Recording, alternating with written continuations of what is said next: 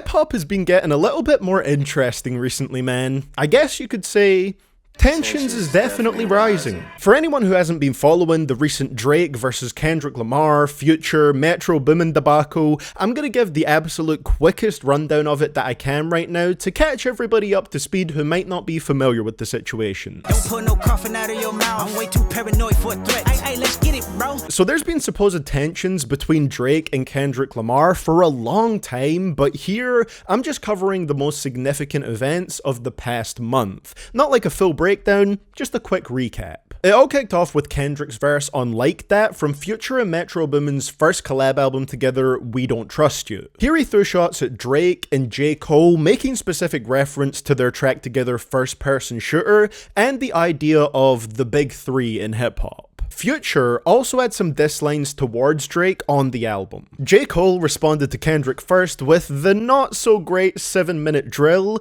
attached to his Might Delete Later mixtape, and staying true to his word, he did indeed delete the track later. It's not on streaming services anymore, after clearly regretting it. We Still Don't Trust You, the second collab album between Future and Metro, dropped last Friday, and this time the Weeknd joined in. By the way, my review for that album is fully written and the video will be dropping soon, so if you don't want to miss that, subscribe to this channel and turn on those notifications, baby. Then just yesterday, Drake said no more Mr. Nice Guy in a track leaked, quotation marks, aka Drake definitely pushed the track out there himself. And in the second most exciting leak for Drake stans in the past year, a Drake diss track firing shots at Kendrick Lamar, Future, Metro Boomin, Rick Ross, The Weeknd was available for the public to listen to. Oh yeah, and then literally within hours, Rick Ross responded with his own diss track where he repeatedly called Drake white boy. I'm ready, white boy. Huh? I know you got your Dockers on with no underwear, white boy. It was kind of hilarious, and there's probably way more to come from this. So, with that being said, let's talk about the track referred to as Push-Ups or Drop and Give Me 50. I'm the hit maker y'all depend on.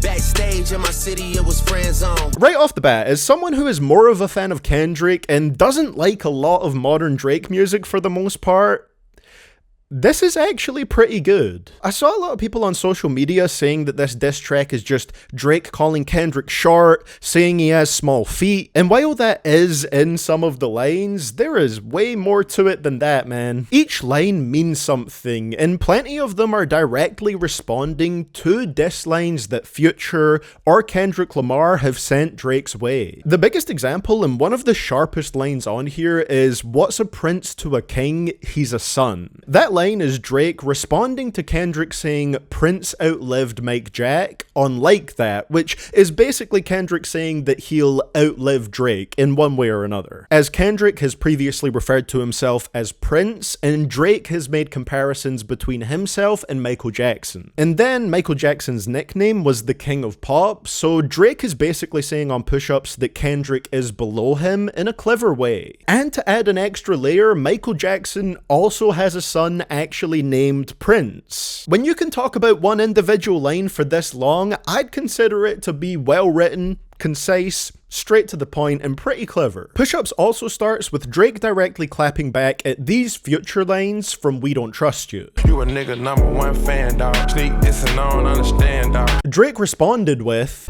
I could never be nobody #1 fan. Your first #1, I had to put it in your hand. and it's factual too, Future's first #1 hit was a Drake song. It was a shit Drake song, but his point still stands. Not gonna lie, it is nice to hear Drake disses that are so direct and not just the weak subliminal stuff that he does a lot that's just nowhere near as exciting in my opinion. And that's another thing, the title of this video might be something along the lines of Drake disses Kendrick Lamar, that's sort of the main headline out of all of this, but there is so much more to it than that. Drake is kind of taking on everyone he has an issue with at the moment, and it's kind of admirable in a way. He references it here when he says, "What the fuck is this, a 20 versus 1? And it's kind of weird and bizarre to imagine Drake being in the underdog role, but just with how all of this is playing out, that's kind of how it feels. When it comes to other significant lines, the repeated phrase of "Top said drop and give me 50 like some push-ups" is a hard double entendre for the track to sort of center around, implying that Kendrick's former TDE label boss Top was ordering him to drop music, basically pushing him to do it, and then taking a 50% cut every time he did. He's basically saying, bro, you can't even stand up for yourself. You're being forced to drop music, and then your boss is taking 50% of that. He also implies that Kendrick was pushed into doing pop features for artists like Taylor Swift and Maroon 5 in a kind of funny way. Maroon 5 need a verse, you better make it witty.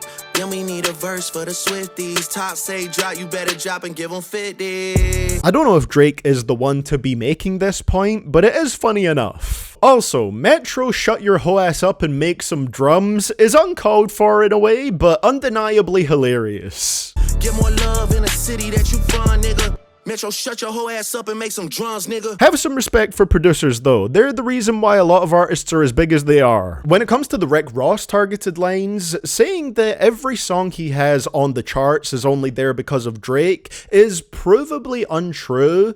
However, every top 10 song that Rick Ross has on the Billboard Hot 100 has Drake on it. So this line isn't entirely true, but still true enough to sting. And then it ends with the implication that this is just the warning shot. It builds anticipation for what Drake is gonna do next. And on a cliffhanger, keep the people engaged. It does have some flaws, which I'm gonna touch on next, but as a first response track, I think this is actually really solid and tightly written. It doesn't need to have reputation-altering disses to be a good track. I just think it's sharp, cleverly written, and entertaining. A strong showing from Drake. In fact, this isn't Drake.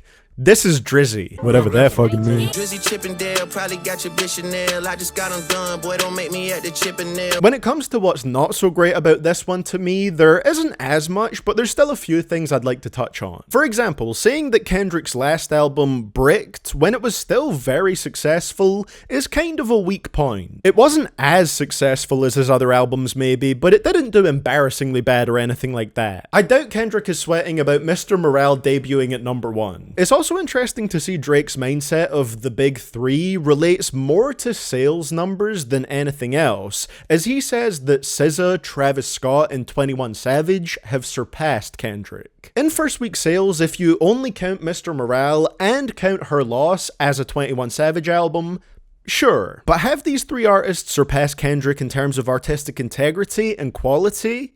More subjective and debatable. And again, 21 hasn't outsold Kendrick on any of his non-Drake collab albums, which is kind of interesting because all throughout this track, Drake points out how successful he made other people as a diss towards them. But when it's 21 Savage, someone who Drake is presumably still cool with, it's suddenly a good thing that he boosted 21 Savage's success and gave him the only album 21 has that can compete with Kendrick's numbers. Also, if we look at all-time numbers here, not a single one of these artists has had higher first week sales than Damn. Another small thing, dissing Rick Ross for jumping in this beef when he's about to turn 50 is a little odd, as if Drake isn't pushing 40 himself. It would be very easy to clap back at that one. And one final slightly negative point, this is a very personal thing, but I want this to drop on streaming services, and I don't know if it ever will. It makes it feel more official rather than having to listen to leaks that, again, Drake more than likely leaked himself. Like, if you're gonna take this stance and clap back at everyone, stand on